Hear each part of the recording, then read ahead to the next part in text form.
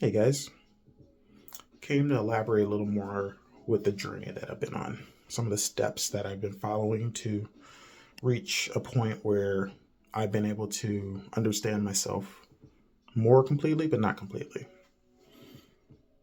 Bridge the gap between this and this. Very tough road because it requires a lot of self discovery, a lot more than overcoming trauma or, doubts, feelings, other people, all those things. Because it requires you go not only into those areas, but also really thoroughly see how the type of person you are when you're faced up against these things. So the first one, and these are all inner work. That's the way I titled it. The first one is self forgiveness.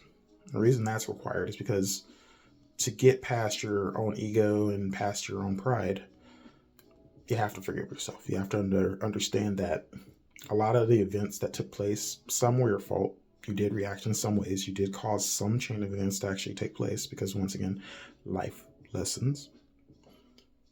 But once you move past that, you begin to understand where the difference between what you did and what they did, and then how that made you feel, and then how that made you react.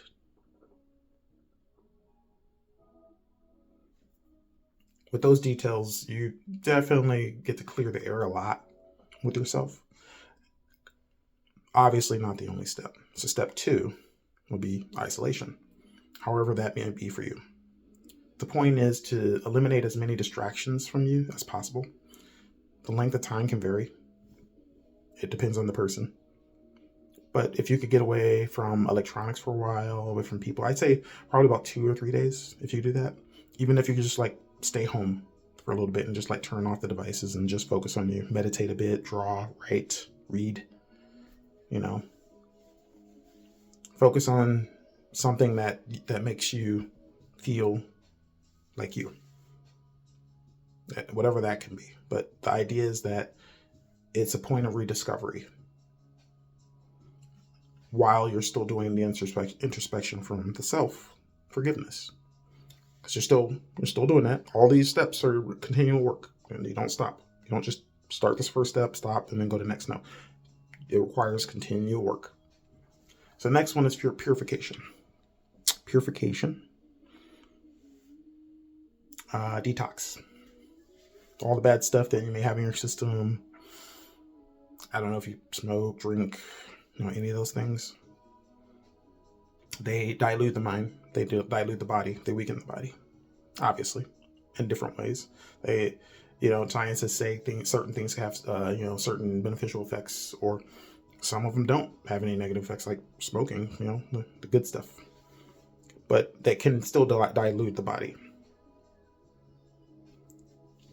So when I went through a 3-day period of detoxing, all of that. I also fasted, so didn't really eat. I mostly just drink water. And I was able to clear out a lot of that, and that helped too because it was like a huge weight like off of my nerves, because the first two are more for your mind and your heart, where the rest is for the body, because your body's a temple. You gotta show it some love, and sometimes certain substances, certain interactions, certain things could actually affect it in such a negative way that you just really need to kind of shut that weight off. You ever had like that looming cloud feeling? You have to take time away to try and kind of get rid of that, or your batteries are drained, for being around people so often. Once again, it's a time to purify.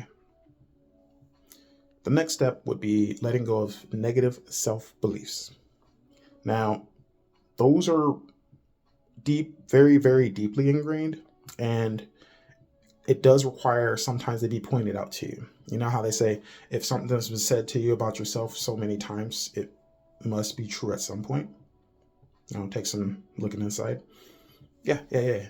And you don't really realize a lot of times the things you say about yourself in your head or out loud, or you allow people to say to you about yourself, or the situations you keep putting yourself in because you believe you belong in those situations, or you believe that you're less than and you deserve the treatment that you receive. which is something that I dealt with.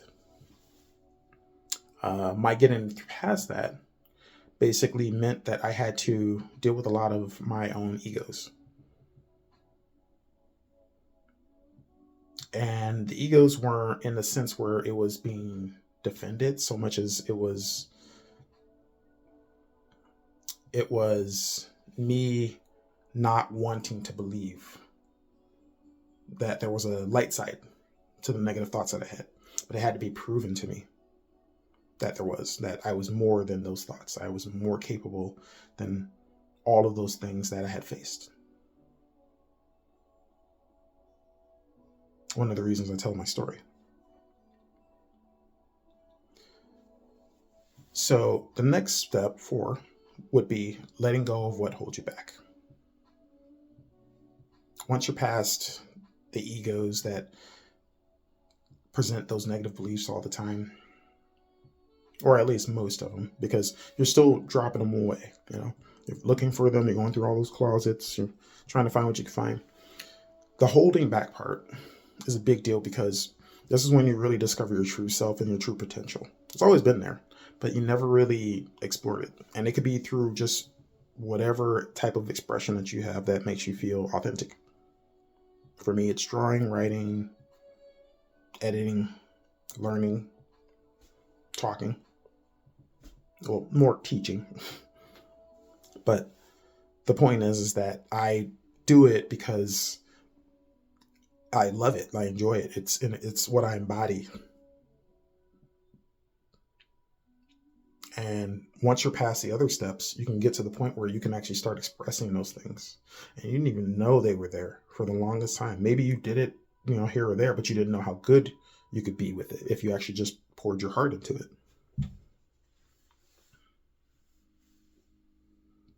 And the last step. And once again, this is ongoing. You're still following all these steps again and again and again, because it requires that you maintain everything that you have. And once you fall away with one of these steps, you start to let all the negative influences back in again. So, accepting yourself by letting go of the past completely.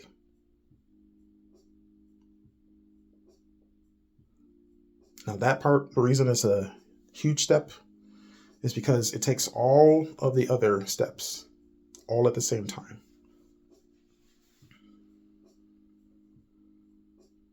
Standing in that mirror, just staring at yourself, and understanding that all of those negativities that were present, all of those things that were there, they weren't who made you who you are. The real you was always there. It was just buried under all of those things that you put there, that you allowed to be put there, or that you just didn't want to see was there. The only person that's ever been holding you back has truly been you. And I discovered that for myself. And I still have to do the legwork every day going forward to try and make sure that I'm respecting myself. I'm holding my boundaries to a high standard. I respect my own convictions. And that I will express myself as much as I possibly can to try and be as authentic and happy as I possibly can. And even just in the form of loving myself and loving others and being compassionate. Even if it's just that. Simple acts of kindness that I do. Doing this. Spreading the word about the things that I've learned through my journey. And I continue doing so.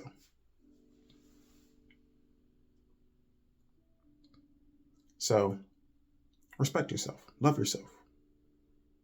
Don't be like everybody else. Don't compare yourself to anybody else. Your struggle is unique. Okay? You didn't really need me to tell you that. Obviously, still here. Here as in here. You got this. Give the steps a try.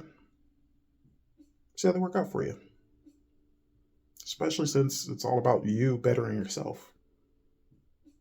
Nobody can force you to do it. Nobody can force you to accept it. All right? Love you guys.